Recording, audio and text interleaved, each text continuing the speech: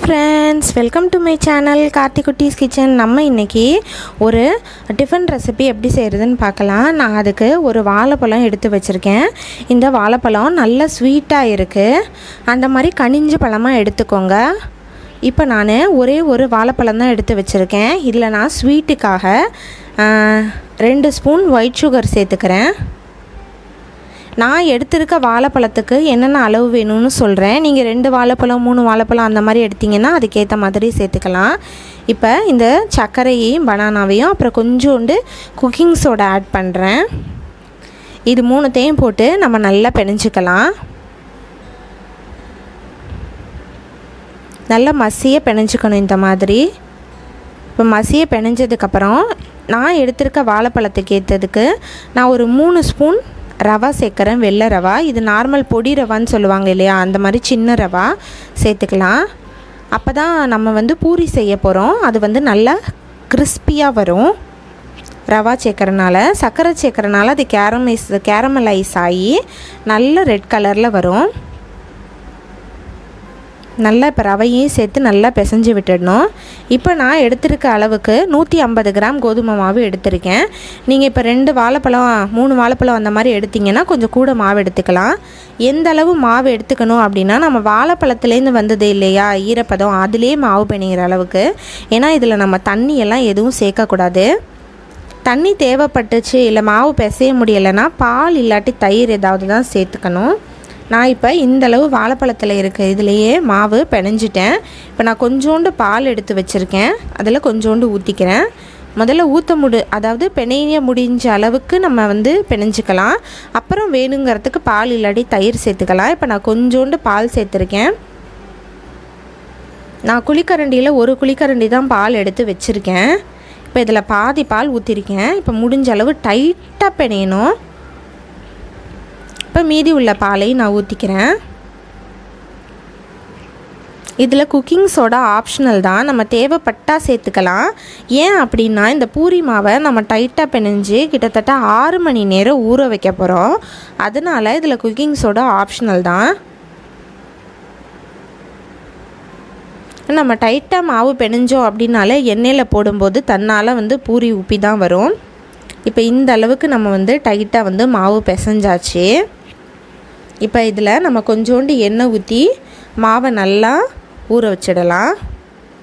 நம்ம மாவு பிணையும் போது எண்ணெய் ஊற்ற தேவையில்லை. பிணைஞ்சு முடிஞ்சதுக்கப்புறம் ஊற வச்சு அதையும் நல்லா ஒரு 2-3 நிமிஷம் பிணைஞ்சி ஒரு ஷேப்புக்கு கொண்டு நம்ம ஊற வச்சுக்கலாம் ஒரு 6 மணி நேரம். இந்த பூரிக்கு சைடிஷ் அப்படின்னு எதுவும் தேவையில்லை. நம்ம வாழைப்பழம் போட்டிருக்கோம், அதில் உள்ள இனிப்பு, சர்க்கரை போட்டிருக்கோம், அதில் உள்ள இனிப்பு 2 சேர்த்து லைட் ஸ்வீட்னஸோட சூப்பர் டேஸ்ட்டாக இருக்கும். நீங்கள் செஞ்சு பாருங்கள், கண்டிப்பாக உங்களுக்கு பிடிக்கும். இதை நான் இப்போ எந்த அளவுக்கு அழுத்தி பிணைய முடியுமோ அந்த அளவுக்கு அழுத்தி பிணைஞ்சிட்டு நம்ம ஊற வைக்கலாம். இப்போ பாருங்கள், பார்த்தாலே தெரியும் மாவு எவ்வளோ டைட்டாக இருக்குன்னு. மாவு ஊற வச்சு 6 மணி நேரம் ஆயிடுச்சு. இப்போ பாருங்கள் எவ்வளோ சாஃப்டாக இருக்குன்னு. இருந்தாலும் நம்ம இன்னும் கொஞ்சம் மாவை அழுத்தி பிணைஞ்சு கொடுத்தோம் அப்படின்னா நமக்கு பூரி நல்லா சாஃப்டாக வரும். பிணைஞ்சிட்டு இப்போ அதுக்கேற்ற மாதிரி உருண்டையாக நம்ம உருட்டிக்கலாம். இந்தளவு சின்ன சின்ன உருண்டையாக உருட்டிக்கலாம்.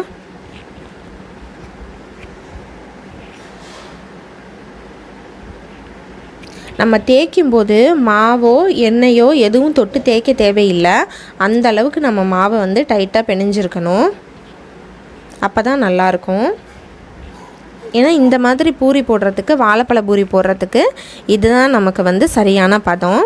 இப்போ நம்ம தேய்க்க ஆரம்பிச்சாச்சு. பாருங்கள், நான் மாவு இல்லை எண்ணெய் எதுவுமே தொடலை. லைட்டாக அந்த தேய்க்கிறதுல மட்டும் எண்ணெய் தடவிருக்கேன். இப்போ நம்ம தேய்ச்சிக்கலாம்.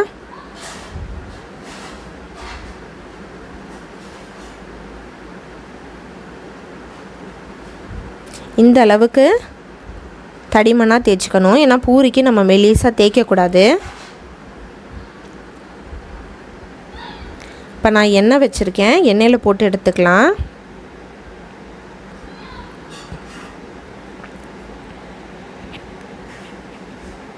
பாருங்கள் எப்படி உப்பி வருதுன்னு.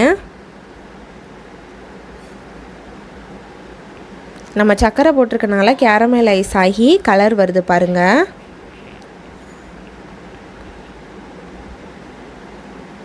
அவ்வளோ ஒரு டேஸ்ட்டாக இருக்கும் இந்த பூரி. உள்ளே பார்த்திங்கன்னா அவ்வளோ ஒரு சாஃப்டாக இருக்கும். ஏன்னா நம்ம மாவை அவ்வளோ டைட்டாக பிணைஞ்சு ஊற வச்சுருக்கோம். பார்க்கவே ஆசையாக இருக்க பாருங்கள், எவ்வளோ சூப்பராக இருக்குது. எடுத்தாச்சு எல்லாத்தையும் சுட்டு. நம்ம போட்ட மாவு அளவுக்கு 7 பூரி வந்திருக்கு. நான் இப்போ உங்களுக்கு ஒரு பூரி எடுத்து பிரித்து காட்டுறேன்.